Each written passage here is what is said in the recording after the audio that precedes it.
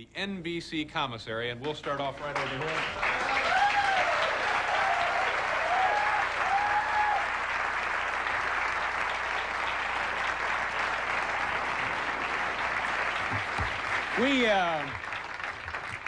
This is Thursday, and it's the last day of our weekend. What we like to do on this day is address ourselves to the viewer mail. But before we do that, we want you to meet Paul Schaefer and the gentleman in Paul Schaefer's band. Mr. Schaefer, would you mind introducing the folks? Thank you, David. I'd be thrilled. I got to start with the drummer, who is really a marvelous, marvelous kind of a human being. He plays with everybody. He produces, he writes, he does with whatever. Mr. Steve Jordan on drums, everybody. He's a child prodigy. On bass, a guy, I can only say one thing about him. Barry Manilow won't record without this man, okay? The best bass player in the world, Mr. Will Lee, on bass.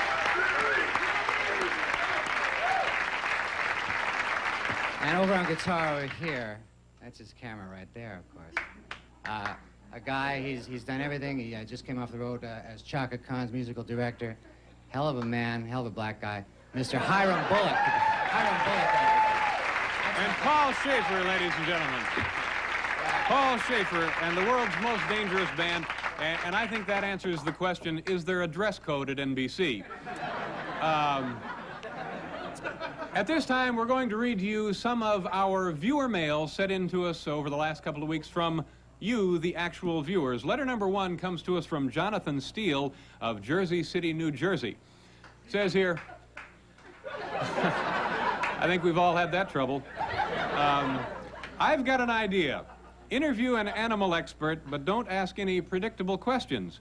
I understand there are some off-the-wall types employed at the Bronx Zoo. Typical question, what can the common man do to prevent or forestall the extinction of sewer rats? I have 19 more for sale. Gee, ordinarily I'd jump at the offer to buy that, but we already have a surplus of lousy ideas, Jonathan. Thank you anyway. Letter number 2 comes to us from Charles E. Monahan, Portsmouth, Virginia. Letterman designates an honorable vocation of the world's letter carriers or mailmen. They are impartial as they make their daily deliveries, not pretending to know who may be elect or reprobate. I hope you will consider the importance of a name like David Letterman. I assume you have given the same attention to the name Monahan, mana from the Latin root manos meaning meat, han from the ancient Greek root hanus meaning lunch, Monahan or lunch meat. No, we're just teasing here. Letter number 3 comes to us from George Capelbo from Millbury, Massachusetts. George writes, let's say just for the sake of argument that your writers don't sleep behind the drugstore with a bottle of cheap vermouth, but are part of a sharp, highly trained, well-oiled comedy machine. How do you actually treat them? Like human beings or as lifeless joke bags that are discarded when emptied of all comedy? We treat them the same way we're treating this letter, a lot more seriously than they deserve. Letter number 4 comes from Roderick Carter, St. Louis, Missouri. I am a great fan of yours. I see you on television all the time. I like to watch you do magic. Will you send me a piece of your trash?